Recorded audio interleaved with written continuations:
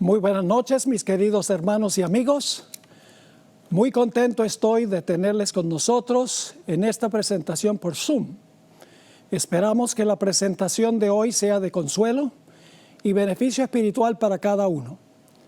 Quiero comenzar con una oración, como siempre hacemos, antes de estudiar. Oremos. Padre Celestial, gracias te damos ahora por el privilegio que tenemos de abrir tu santo libro. Pedimos la presencia de tu Santo Espíritu en este lugar. Danos mentes claras, corazones tiernos, para escuchar, entender y aplicar tu palabra. Gracias por escuchar nuestra oración. Te lo imploramos en el nombre de Jesús. Amén. La pandemia del coronavirus ha impactado las vidas de millones de personas a nivel mundial.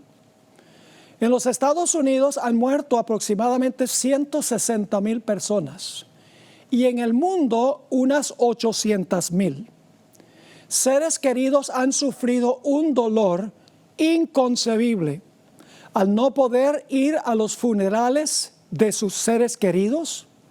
Otros individuos han muerto sin amigos ni familia que los acepten, y muchos de ellos son enterrados en tumbas anónimas. En Colombia han muerto más de 11,000 personas.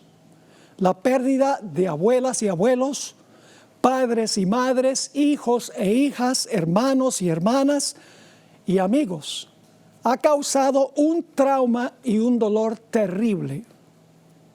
Además, muchas personas están llenas de pánico ante la posibilidad de contraer ellos el virus. En tiempos como estos, creo que la historia de Juan, el capítulo 11, nos brinda consuelo y esperanza. Al comenzar la historia, el Señor Jesucristo se encontraba en la región más allá del Jordán, a donde bautizaba Juan el Bautista.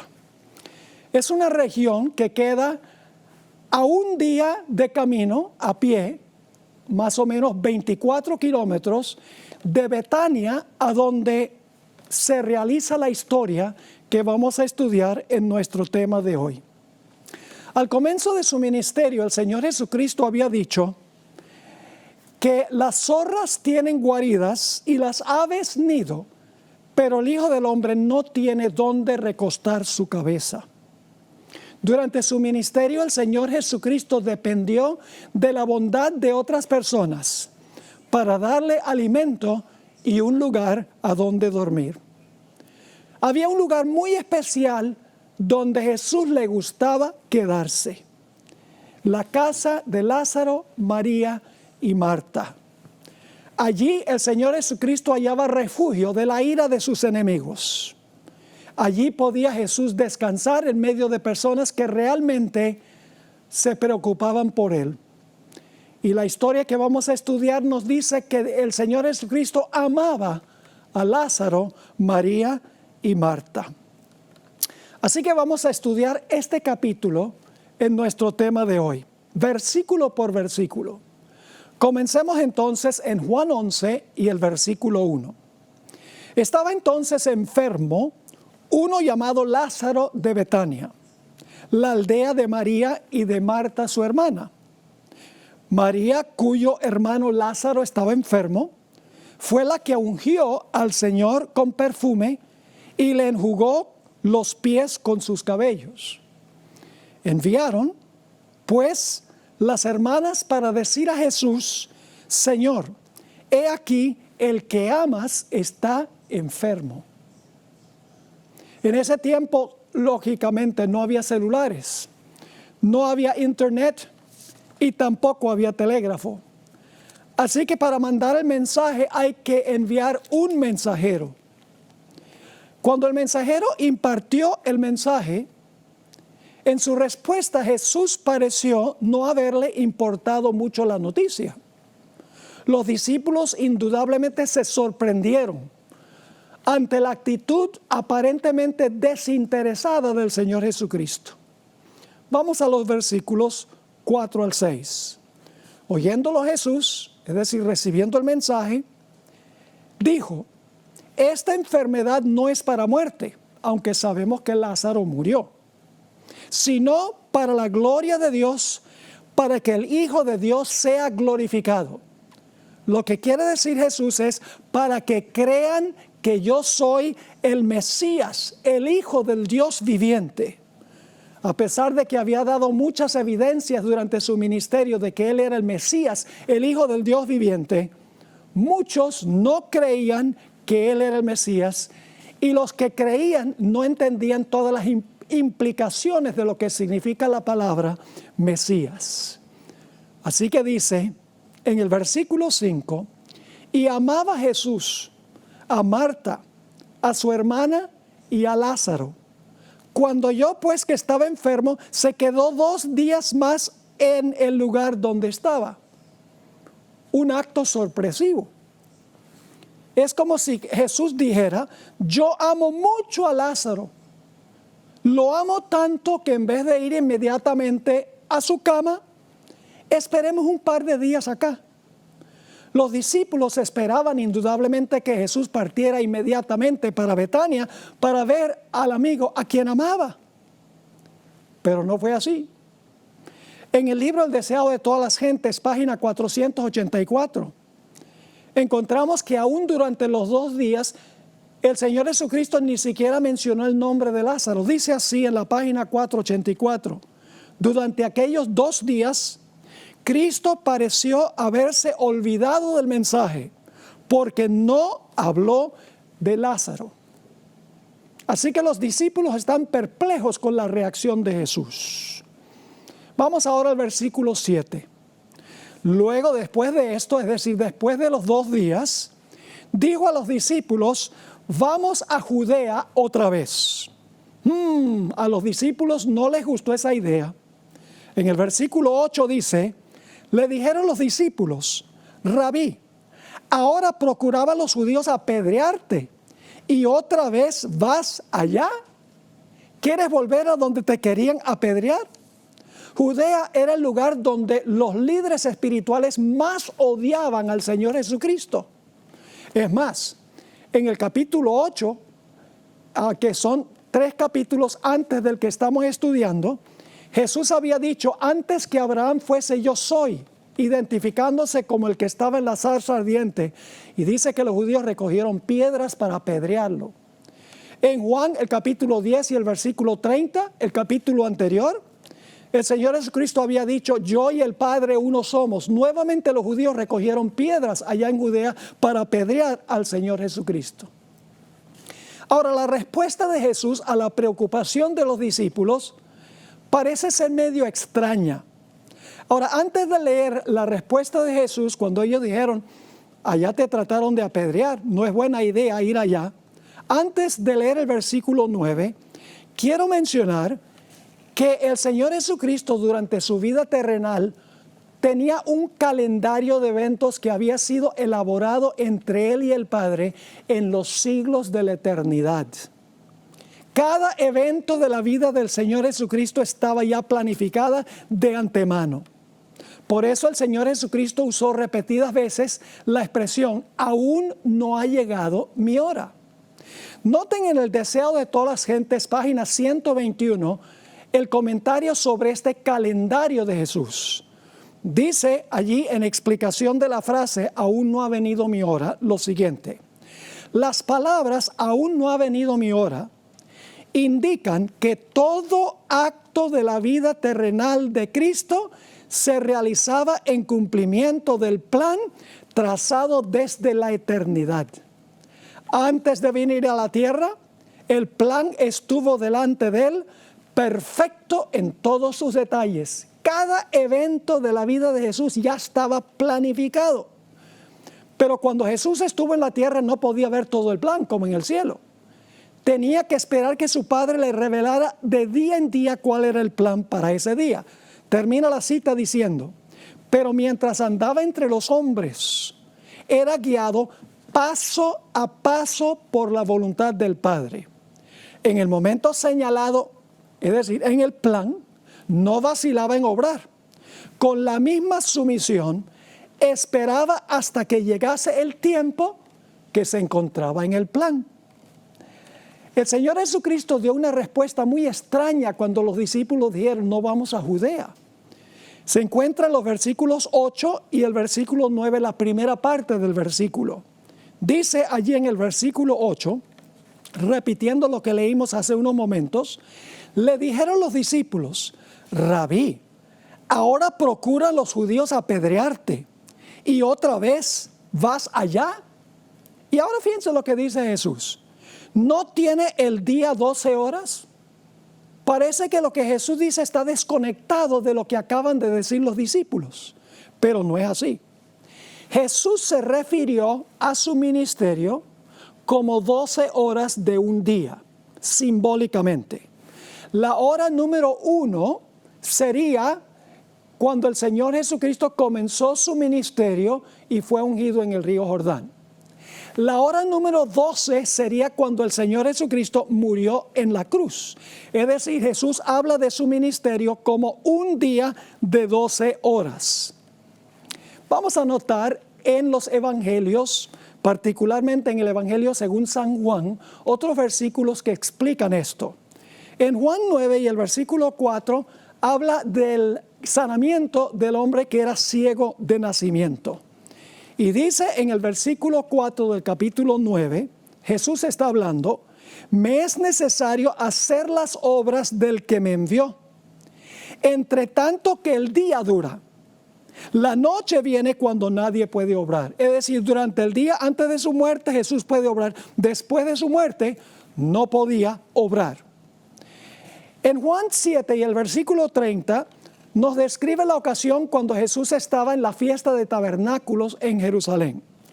Y dijo algo muy controversial. Le dijo a los judíos reunidos allí, yo conozco a mi Padre porque de Él procedo y Él me envió. Oh, los que estaban escuchando se enfurecieron. Y dice en el versículo 30, entonces procuraban prenderle, pero ninguno le echó mano, porque aún no había llegado su hora. Había una hora para que lo arrestaran, para su pasión y su muerte, todavía no había llegado la hora número 12. En Juan 8, 19 y 20, el Señor Jesucristo le dijo a otro grupo de judíos, ustedes no me conocen a mí ni conocen a mi Padre. Otra vez trataron de arrestarlo. Dice en los versículos 19 y 20 del capítulo 8 lo siguiente. Ellos le dijeron, ¿dónde está tu Padre? Respondió Jesús, ni a mí me conocéis, ni a mi Padre. Si a mí me conocieseis, también a mi Padre conoceríais. Estas palabras habló Jesús en el lugar de las ofrendas, enseñando en el templo, y ahora escuchen, y nadie le prendió, porque aún no había llegado su hora, la hora 12, la hora de su pasión y muerte no había llegado. Pero ya al final de su ministerio terrenal, Jesús cambió la expresión. En Juan 17 y el versículo 1, encontramos que el Señor Jesucristo se encuentra en camino al Getsemaní con sus discípulos. Y en el camino el Señor Jesucristo eleva una oración intercesora a su Padre. Voy a leer solamente Juan 17 y el versículo 1. Estas cosas habló Jesús y levantando los ojos al cielo dijo, Padre, la hora ha llegado. Fíjense que antes decía todavía no es la hora. Ahora dice la hora ha llegado. Esto está pasando el jueves en la noche cuando Jesús iba a comenzar su pasión en el Getsemaní. La hora ha llegado. Glorifica a tu Hijo para que también tu Hijo te glorifique a ti. El deseo de todas las gentes, esa biografía clásica de Jesús, magistral. La Biblioteca de los Estados Unidos, que tiene millones de volúmenes, dicen que es la mejor biografía de Cristo que se puede conseguir. Comenta sobre la expresión de Jesús sobre las 12 horas. Dice lo siguiente en la página 485. Está hablando Jesús. Estoy bajo la dirección de mi Padre. Mientras hago su voluntad, mi vida está segura. Mis 12 horas del día no han terminado todavía. Ha empezado el último restante de mi día. Pero mientras queda algo, estoy seguro. Nadie podía arrestarlo ni matarlo hasta que llegara la hora número 12. En la página 486 dice, querían lograr su muerte, Pero este propósito no había tenido éxito, porque le quedaba todavía una parte del tiempo que aún restaba, es decir, faltaba parte de las 12 horas. Durante ese tiempo Jesús gozaba de la custodia de los ángeles celestiales, y aún en las regiones de Judea, donde los rabinos maquinaban cómo apresarle y darle muerte, no podía sucederle ningún daño, porque no había llegado la hora número 12. Ahora vamos al versículo 10, la última parte del versículo 9 y el versículo 10. Jesús siguió diciendo: el que camina de día no tropieza, porque ve la luz de este mundo. Pero el que camina de noche tropieza, porque no hay luz en él. ¿A qué se refería Jesús? Nuevamente tenemos una explicación magistral en El deseo de todas las gentes, página 485. Aquí dice: el que anduviere de día, continuó Jesús, no tropieza porque ve la luz de este mundo. El que hace la voluntad de Dios, que anda en la senda que Dios ha trazado, como Jesús estaba haciendo en ese momento, no puede tropezar ni caer. La luz del Espíritu guiador de Dios le da una clara percepción de su deber y le conduce hasta el final de su obra. Ese era el caso de Jesús. Estaba andando en la luz porque estaba siguiendo el plan. Pero hay otra cara de la moneda. Sigue diciendo: mas el que anduviere de noche tropieza, porque no hay luz en él. El que anda en la senda que se eligió, donde Dios no le ha llamado, tropezará. Para él, el día se trueca en noche, y donde quiera que esté, no está seguro. ¿Están entendiendo? Jesús no tenía que preocuparse. Estaba caminando en su día de acuerdo al plan que se había trazado. Si Jesús no hubiera seguido el plan, hubiera sido de noche y hubiera tropezado. Vamos a los versículos 11 al 14 ahora. Dicho esto, les dijo después, le está hablando Jesús a sus discípulos: nuestro amigo Lázaro duerme, mas voy para despertarle. Dijeron entonces sus discípulos: Señor, si duerme, sanará. Pero Jesús decía esto de la muerte de Lázaro, y ellos pensaban que hablaba del reposar del sueño. Entonces Jesús les dijo claramente: Lázaro está muerto. No deberían haberse sorprendido cuando Jesús dijo: nuestro amigo Lázaro duerme. Porque en el Antiguo Testamento, en múltiples ocasiones, se compara la muerte con dormir, la muerte con un sueño. Y también Jesús en otras ocasiones en los evangelios se refirió a la muerte como un sueño, y el apóstol Pablo también. Notemos algunos de esos textos. Daniel 12 y el versículo 2. Dice: y muchos de los que duermen en el polvo de la tierra serán despertados, unos para vida eterna y otros para vergüenza y confusión perpetua. Fíjense que hay personas que duermen en el polvo de la tierra que van a ser despertados, es decir, van a resucitar.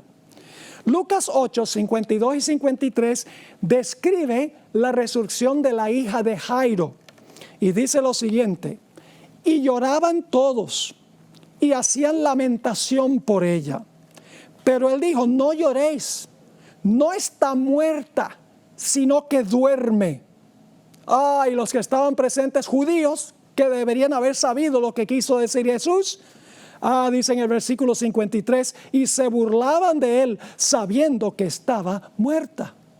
Nuevamente me deja perplejo esto, porque más de 50 veces en la Biblia dice que la muerte es como dormir, la muerte es como un sueño. También podemos mirar la experiencia del martirio de Esteban. Se encuentra registrado en Hechos 7, 59 y 60, a donde dice lo siguiente: y apedreaban a Esteban, mientras él invocaba y decía: Señor Jesús, recibe mi espíritu. Y puesto de rodillas, clamó a gran voz: Señor, no les tomes en cuenta este pecado. Y habiendo dicho esto, durmió. Qué bonito eso. Esteban se durmió. Y cuando Cristo venga, Cristo lo va a despertar. La muerte es como dormir. Eso es lo que Jesús estaba diciendo de su amigo Lázaro. Un texto más que habla sobre la muerte como dormir. Primera de Tesalonicenses 4, 15 y 16 y también el versículo 17. Por lo cual, os decimos esto en palabra del Señor, que nosotros que vivimos, que habremos quedado hasta la venida del Señor, no precederemos a los que durmieron. Es decir, los vivos no van a ir al cielo antes de los que murieron. Sigue diciendo, porque el Señor mismo, con voz de mando, con voz de arcángel y con trompeta de Dios, descenderá del cielo, y los muertos en Cristo resucitarán primero. Fíjense que durmieron y ahora van a resucitar. Versículo 17, luego nosotros los que vivimos, los que hayamos quedado, seremos arrebatados juntamente con ellos, es decir, los que murieron y resucitaron, juntamente con ellos en las nubes para recibir al Señor en el aire, y así estaremos siempre con el Señor. Sigamos con los versículos 15 y 16 de San Juan, el capítulo 11. Jesús ahora va a decir algo más que va a sorprender a los discípulos. El Señor Jesucristo dice, y yo me alegro por vosotros de no haber estado allí. Es decir, Jesús dice, para bien de ustedes es bueno que yo no estuve allí cuando Lázaro estaba enfermo. ¿Y con qué propósito dijo Jesús eso? Dice, yo me alegro por vosotros de no haber estado allí para que creáis. En otras palabras, para que ustedes crean que yo soy el Mesías, que yo soy el Hijo del Dios viviente, está diciendo Jesús. Versículo 16, Tomás no entendió lo que Jesús estaba diciendo. Dijo entonces Tomás, llamado Dídimo, a sus condiscípulos, vamos también nosotros para que muramos con él. ¿Por qué es que Jesús se alegró de no haber ido? Porque si Jesús hubiera estado allí, Lázaro no hubiera muerto. Deseo de todas las gentes, página 487 nos dice, si Cristo hubiese estado en la pieza del enfermo, Lázaro no habría muerto, porque Satanás no hubiera tenido poder sobre él. ¿Cómo es que una persona que muere, una persona que está enferma, muere en la presencia del dador de la vida? Es imposible. Sigue diciendo, la muerte no podría haber lanzado su dardo contra Lázaro en presencia del dador de la vida. Por lo tanto, Cristo permaneció lejos. Dejó que el enemigo ejerciese su poder, dejó que Satanás ejerciera su poder para luego echarlo atrás como enemigo vencido. Ahora vamos a encontrar en el versículo 17 hasta el versículo 26 que el Señor Jesucristo se encuentra con Marta, una de las hermanas de Lázaro. Pero antes de eso vamos a leer solamente el versículo 17 y luego 18 al 26. Dice en el versículo 17, vino pues Jesús y halló que hacía ya 4 días que Lázaro estaba en el sepulcro. ¿Por qué 4 días? Muy sencillo.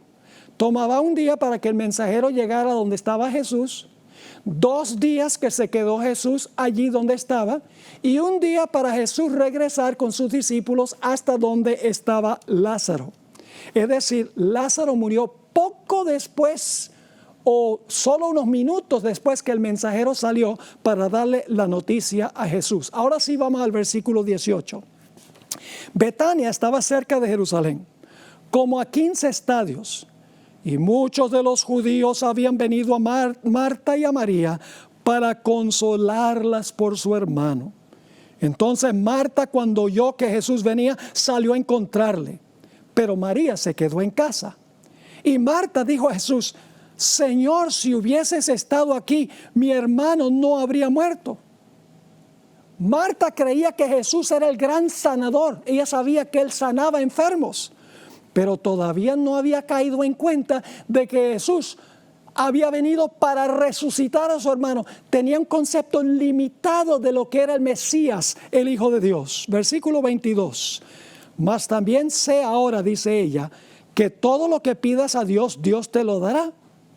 Jesús le dijo, tu hermano resucitará. Marta le dijo, yo sé que resucitará en la resurrección en el día postrero. Le dijo Jesús, yo soy la resurrección y la vida. El que cree en mí, aunque esté muerto, vivirá.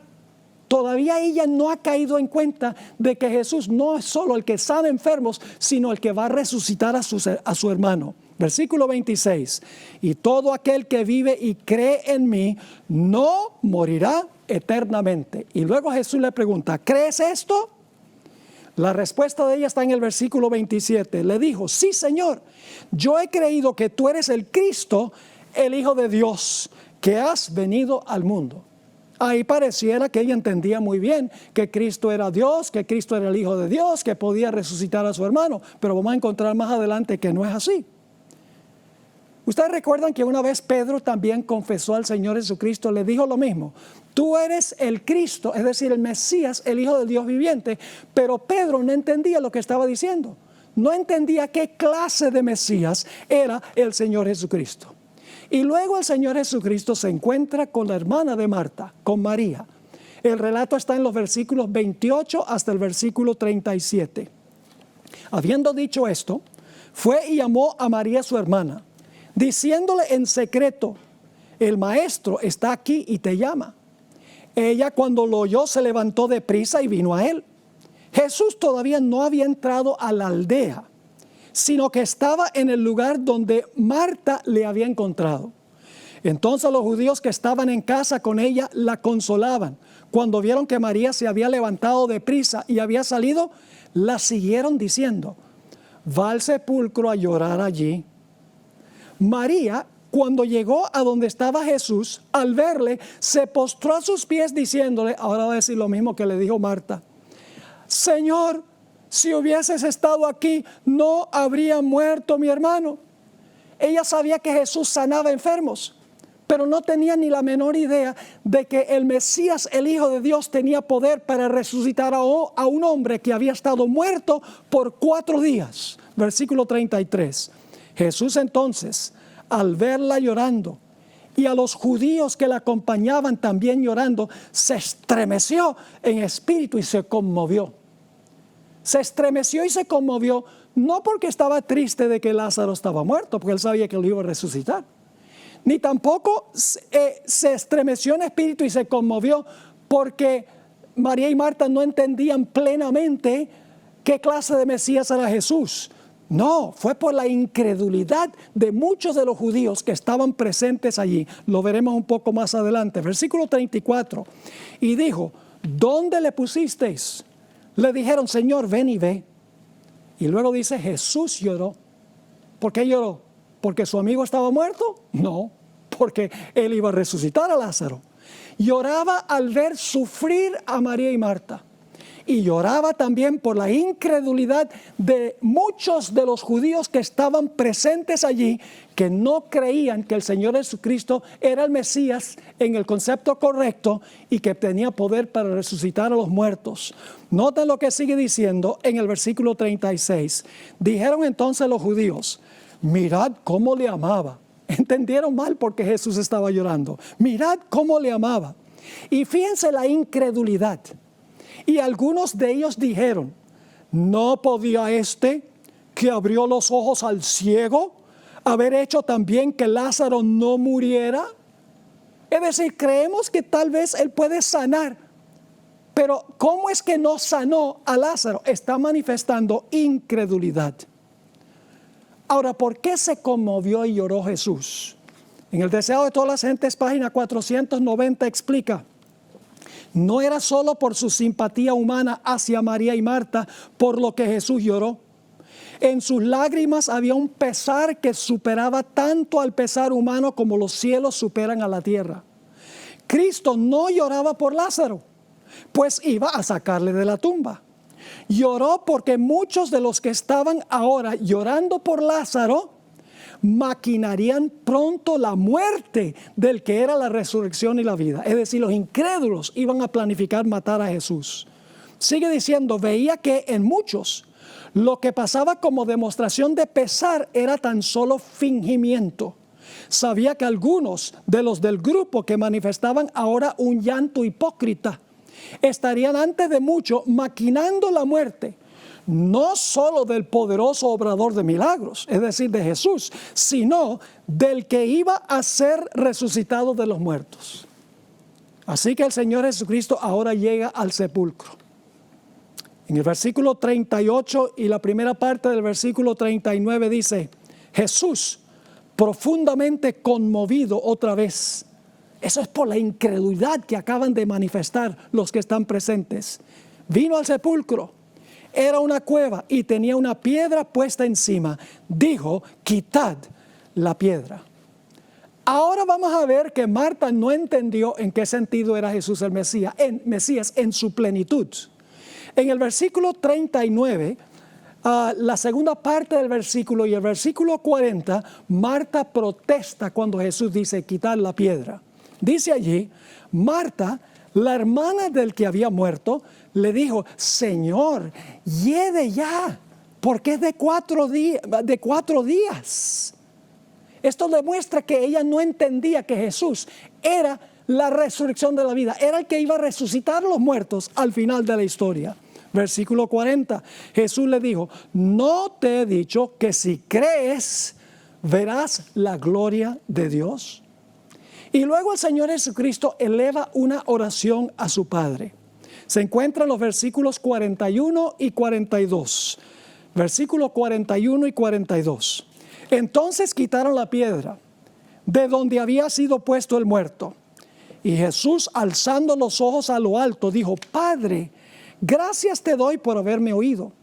Yo sabía que siempre me oyes, pero lo dije por causa de la multitud que está alrededor, para que crean que tú me has enviado. Es decir, Jesús oró a su Padre para que los que estaban presentes supieran que Jesús trabajaba en armonía con su Padre, que su Padre, a través del ministerio de los ángeles, iba a responder la plegaria del Señor Jesucristo. Jesús quería que todos supieran que Él nunca actuaba solo, sino en armonía con su Padre, y que su Padre escuchaba su plegaria. En el Deseo de todas las gentes, página 493, encontramos estas palabras. En todo lo que hacía, Cristo cooperaba con su Padre. Siempre se esmeraba por hacer evidente que no realizaba su obra independientemente. Era por la fe y la oración como hacía sus milagros. Cristo deseaba que todos conociesen su relación con su Padre. Jesús quería que entendieran que Él no era solamente un Mesías humano, que Él era el Hijo de Dios, que tenía los mismos poderes de Dios, el mismo carácter de Dios. Y luego tenemos la resurrección de Lázaro en los versículos 43 y 44. Y habiendo dicho esto, clamó a gran voz, Lázaro, ven fuera. Y el que había muerto salió. Noten, el que había estado muerto salió, atadas las manos y los pies con vendas y el rostro envuelto en un sudario. Y Jesús le dijo, desatadle y dejadle ir. Mire, si hubiera tenido un sudario que tapaba su boca durante 4 días, si no estaba muerto, el sudario lo hubiera matado. Es decir, este es el mayor milagro que hizo Jesús, resucitar a un muerto cuyo cuerpo estaba en proceso de descomposición. Noten que Jesús no le dijo a Lázaro, baja del seno de Abraham. No le dijo, baja del cielo.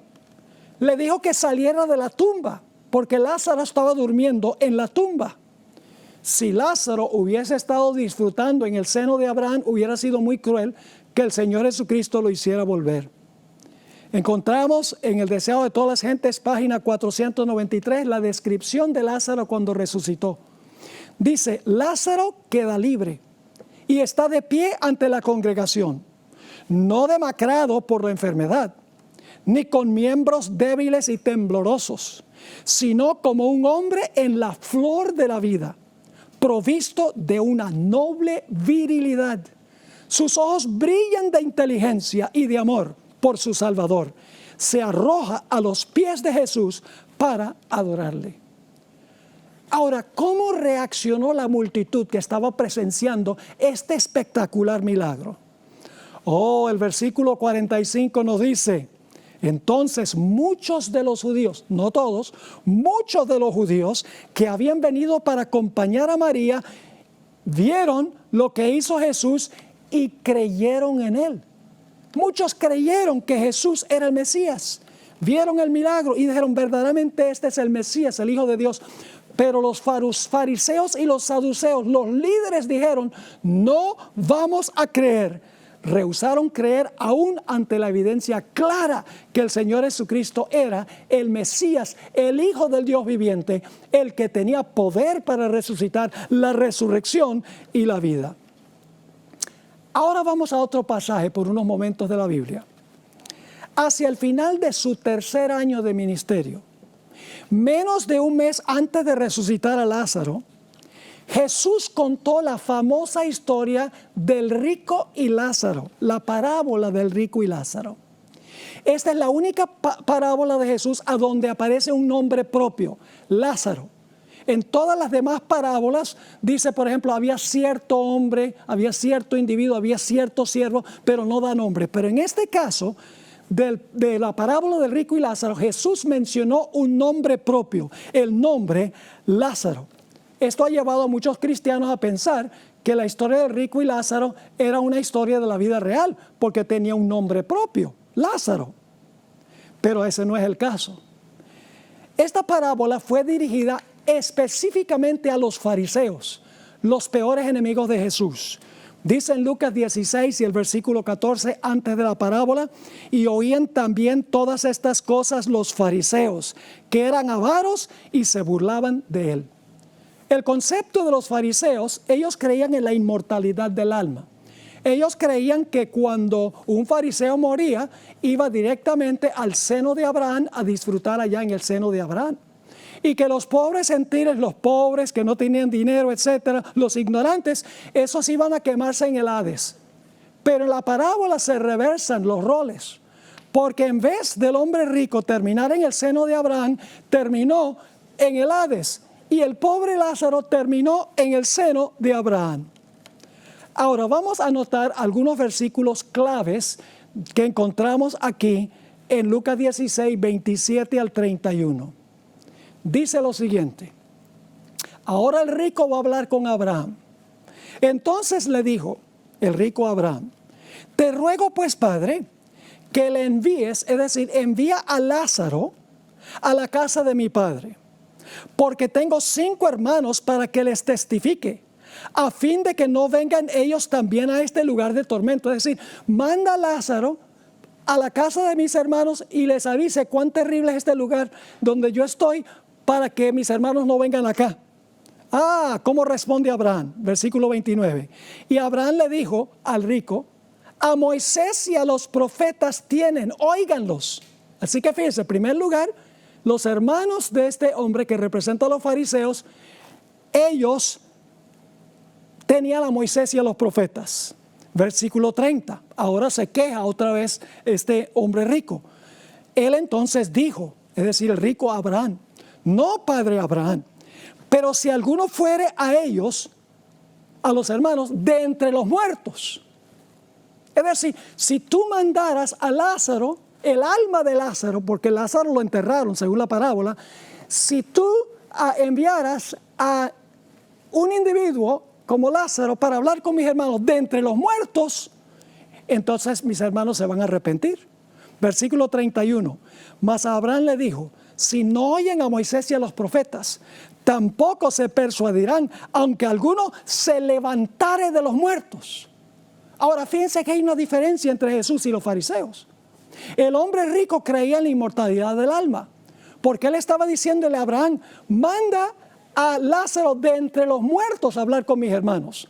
Jesús dice: no, es Lázaro resucitado, no el alma de Lázaro. Porque dice en el versículo 31, mas Abraham le dijo: si no oyen a Moisés y a los profetas, tampoco se persuadirán, aunque alguno se levantare de los muertos. Jesús creía no en la inmortalidad del alma, sino en la resurrección de los muertos. Es decir, ellos no aceptaban ni las escrituras ni el poder de Dios para resucitar a la gente. Dicho sea de paso, esa palabra que se usa aquí, levantare de los muertos, no creerán o no se arrepentirán, aunque uno se levante de los muertos. Esa palabra levantarse se refiere a la resurrección, al final de la historia. Noten Juan 6, versículos 39, 40, 44 y 54. Se usa la misma palabra 4 veces. Versículo 39. Y esta es la voluntad del Padre, el que me envió, que de todo lo que me diere, dice Jesús, no pierda yo nada, sino que lo resucite en el día postrero. Esa es la misma palabra levantar que está en la parábola. Versículo 40. Y esta es la voluntad del que me ha enviado, que todo aquel que ve al Hijo y cree en Él, tenga vida eterna. Y yo le resucitaré, otra vez la misma palabra, en el día postrero. Versículo 44. Ninguno puede venir a mí si el Padre que me envió no lo trajere. Y yo aquí está la palabra otra vez, le resucitaré en el día postrero. Y en el versículo 54, el que come mi carne y bebe mi sangre tiene vida eterna. Y yo, aquí está la palabra, le resucitaré en el día postrero. Así que quiero que capten la conexión entre Juan 11 y la parábola del rico y Lázaro. La parábola de Jesús se cumplió al pie de la letra. Menos de un mes después de enseñar esta parábola, Jesús resucitó a un hombre de los muertos que se llamaba Lázaro. Sin embargo, en vez de creer en Jesús como el Mesías, los fariseos tramaron para matarlo. Jesús había dicho que si no creían a Moisés y a los profetas, si no creían que Jesús era el Mesías por las Escrituras, tampoco iban a creer si Lázaro resucitara de los muertos. Noten lo que dice Juan 11 y el versículo 45 al 52. Entonces muchos de los judíos que habían venido para acompañar a María y vieron lo que hizo Jesús, creyeron en Él. Fíjense que había muchos de los que eran incrédulos que ahora creen en Él. Pero ¿cómo reaccionaron los líderes? Versículo 46. Pero algunos de ellos fueron a los fariseos. Noten a dónde van. A los mismos de la parábola del rico y Lázaro. Fueron a los fariseos y les dijeron lo que Jesús había hecho. Entonces los principales sacerdotes y los fariseos reunieron en el concilio, es decir, el Sanedrín. Y dijeron, ¿qué haremos? Porque este hombre hace muchas señales. Si le dejamos así, todos creerán en él. Y vendrán los romanos y destruirán nuestro lugar santo y nuestra nación. Entonces Caifás, uno de ellos, sumo sacerdote aquel año, les dijo, vosotros no sabéis nada, ni pensáis que nos conviene que un hombre muera por el pueblo y no que toda la nación perezca. Esto no lo dijo de por sí mismo, sino que como era el sumo sacerdote aquel año, profetizó que Jesús había de morir por la nación. Y no solamente por la nación, sino también para congregar en uno a los hijos de Dios que estaban dispersos. Y ahora, ¿qué deciden los líderes que no creyeron aún cuando Jesús resucitó a un muerto que estaba en proceso de descomposición? Dice así que desde aquel día acordaron matarle. Pero no solamente acordaron matar a Jesús, sino también a Lázaro. Noten Juan 12, el siguiente capítulo y el versículo 9 al 11. Gran multitud de los judíos supieron entonces que Él estaba allí, que Jesús estaba allí, y vinieron, no solamente por causa de Jesús, sino también para ver a Lázaro, a quien había resucitado de los muertos. Versículo 10, pero los principales sacerdotes acordaron dar muerte también a Lázaro, porque a causa de él muchos de los judíos se apartaban y creían en Jesús. Ahora necesitamos examinar otro pasaje de la Escritura relacionado con Juan 11 y la historia del rico y Lázaro. Hablemos un poco de los saduceos, los teólogos liberales de la época de Jesús. Dicen el deseo de todas las gentes 5:55, y Josefo también lo dice, el historiador judío. Los saduceos negaban la existencia de los ángeles, la resurrección de los muertos y la doctrina de una vida futura, con sus recompensas y castigos. En todos estos puntos diferían de los fariseos. Es decir, los saduceos no creían en la resurrección de los muertos, creían que cuando una persona muere, ahí se terminó todo. Estos enemigos de Jesús querían ridiculizar la doctrina de la resurrección con un caso hipotético de una mujer que se casó con 7 hermanos. Y le preguntaron, ¿con cuál de los hermanos será esta mujer la esposa en la resurrección? Muy interesante. En la historia del rico y Lázaro, si ustedes recuerdan, Jesús había dicho que si no creían en Moisés y en los profetas, no iban a creer si alguien resucitara de los muertos. Es decir, si no creían en las Escrituras, tampoco iban a creer en el poder de Dios para resucitar. Ahora, notemos Lucas, el capítulo 20, 33 al 38. Pero un detalle antes de leer ese pasaje, porque en el Evangelio según San Mateo hay algo que no está en el Evangelio según San Lucas. Mateo 22 y el versículo 29. Entonces respondiendo Jesús les dijo, aquí viene la respuesta de Jesús a los saduceos: erráis, ignorando las Escrituras y el poder de Dios. Lo mismo que en la parábola del rico y Lázaro. Ignoran las Escrituras y el poder que tiene Dios para resucitar a un muerto.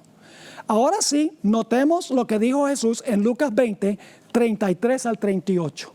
Entonces respondiendo Jesús les dijo: los hijos de este siglo se casan y se dan en casamiento, mas los que fueren tenidos por dignos de alcanzar aquel siglo y la resurrección de entre los muertos, ni se casan ni se dan en casamiento, porque no pueden ya más morir, pues son iguales a los ángeles y son hijos de Dios, al ser hijos de la resurrección.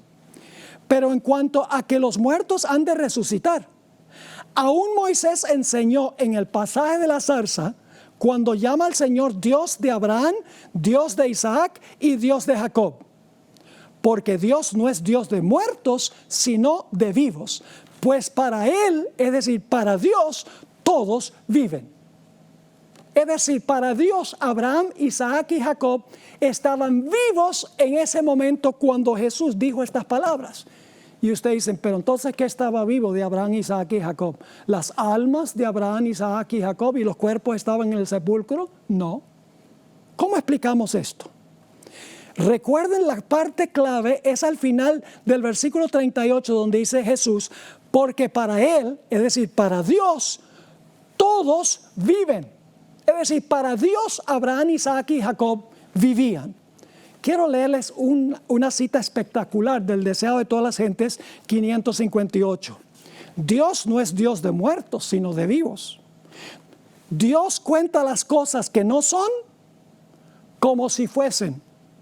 Él ve el fin desde el principio y contempla el resultado de su obra como si estuviese ya terminada.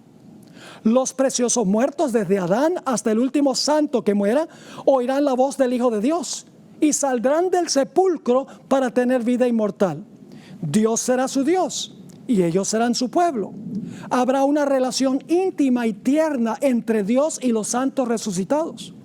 Esta condición que se anticipa en su propósito, se anticipa en el propósito de Dios, es contemplada por Él como si ya existiese. Es decir, la resurrección de los muertos, al final, Dios lo contempla como si ya sucedió.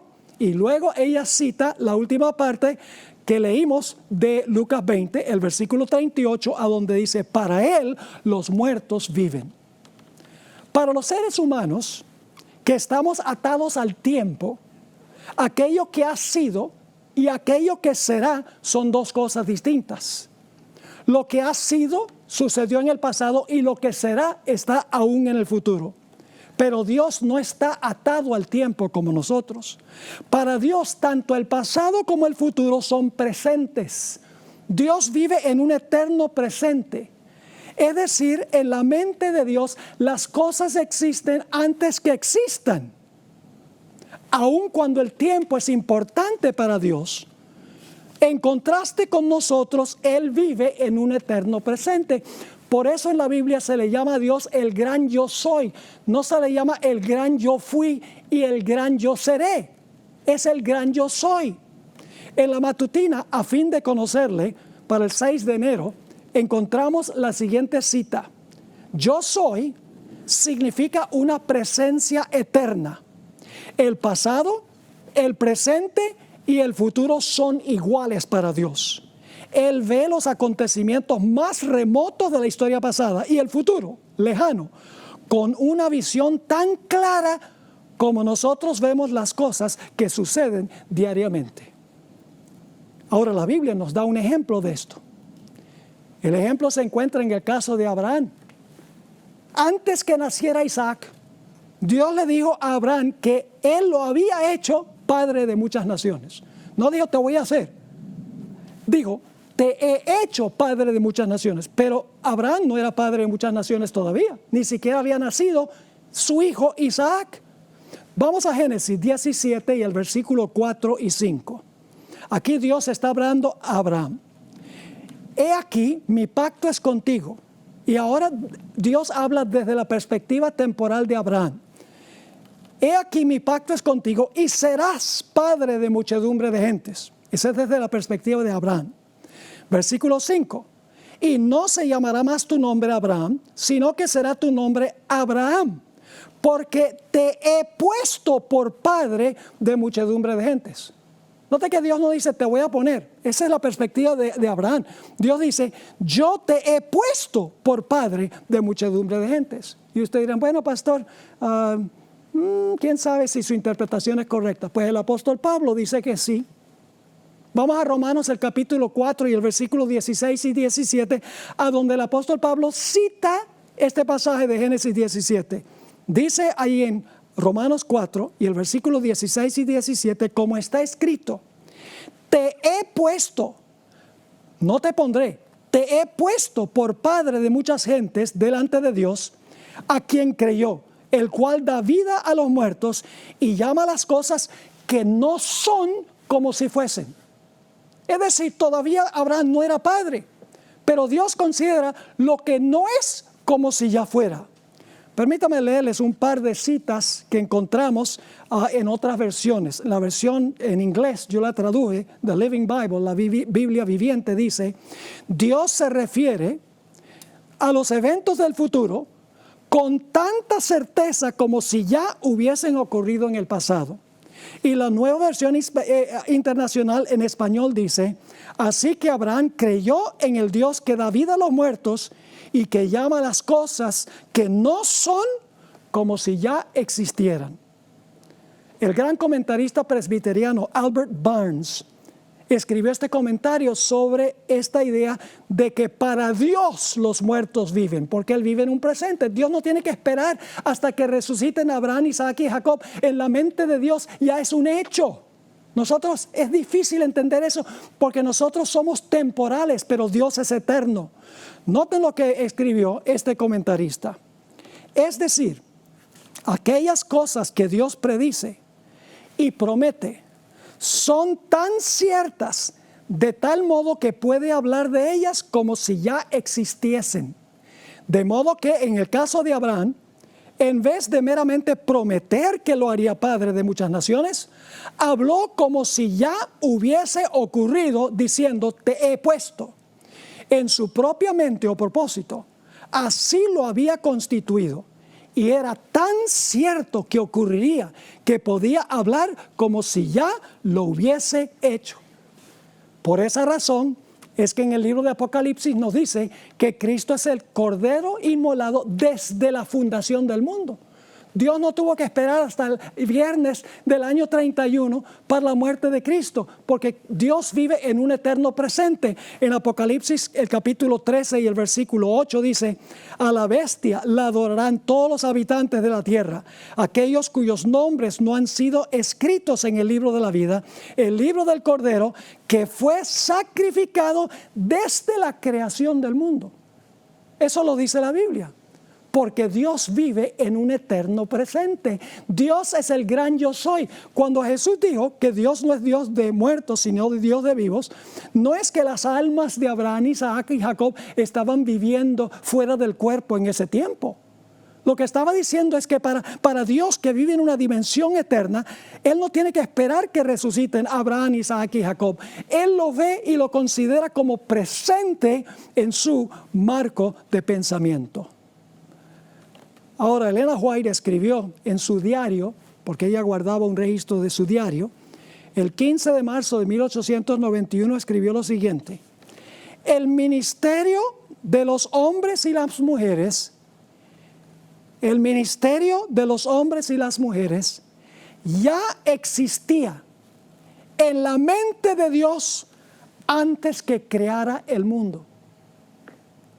Es un concepto que nos es difícil entender porque nosotros estamos atados al tiempo. Nosotros somos prisioneros del tiempo. Para nosotros hay pasado, hay presente y hay futuro. Pero Dios vive en un eterno presente. Por eso Él dijo, yo soy el que soy. Es decir, que los muertos que no han resucitado todavía, los muertos en Cristo, sabemos a ciencia cierta, absolutamente seguro que van a resucitar, porque para Dios en su marco ya resucitaron. ¡Qué cosa tan extraordinaria! Pero la Biblia nos dice que solo un grupo va a resucitar a resurrección de vida. Y son aquellos que están en Cristo Jesús. Note nuevamente Primera de Tesalonicenses, el capítulo 4. Primera de Tesalonicenses, el capítulo 4. Hay unas dos palabritas ahí muy importantes. Dice allí, en el capítulo 4 y el versículo 15 nuevamente, por lo cual os decimos esto en palabra del Señor, que nosotros que vivimos, que habremos quedado hasta la venida del Señor, no precederemos a los que durmieron. Porque el Señor mismo con voz de mando, con voz de arcángel y con trompeta de Dios descenderá del cielo. Y los muertos, ¿qué clase de muertos? Los muertos en Cristo resucitarán primero. Es decir, los que van a resucitar en la segunda venida son los que murieron en Cristo. Y ahora viene la pregunta clave. ¿Cómo llegamos a estar en Cristo? ¿En qué momento llegamos a estar en Cristo? Tenemos un tema que vamos a trazar, no el siguiente, sino el que viene después, donde vamos a hablar de esta ceremonia que la Biblia menciona, la ceremonia del bautismo. Es en el bautismo en que nosotros nos incorporamos a Jesús. En el momento en que estamos en Cristo, llegamos a estar en Él, incorporados en Él. Note nuestro último texto, Gálatas 3, 26 y 27. Pues todos sois hijos de Dios por la fe en Cristo Jesús. Porque todos los que habéis sido bautizados en Cristo, de Cristo estáis vestidos. Así que en el momento del bautismo nos incorporamos en la experiencia de Jesús. En ese momento estamos en Cristo. Y si perseveramos en Él, no tenemos que preocuparnos por la muerte. No tenemos que tenerle terror a la muerte, miedo a la muerte. Porque la muerte será solamente un sueño. Será solamente dormir un poco más largo que lo que dormimos en la noche. Porque tenemos la certeza, y Dios en su concepto, en su perspectiva, para Él ya sucedió. Lo puede garantizar que cuando Él venga, cuando Cristo venga, Él va a resucitar a los que murieron en Cristo Jesús. Qué gloriosa promesa que debemos compartir con todos los que están sufriendo hoy por causa del coronavirus. Que hay esperanza, que Cristo es la resurrección de la vida y la vida, y pronto vendrá para resucitar a los suyos.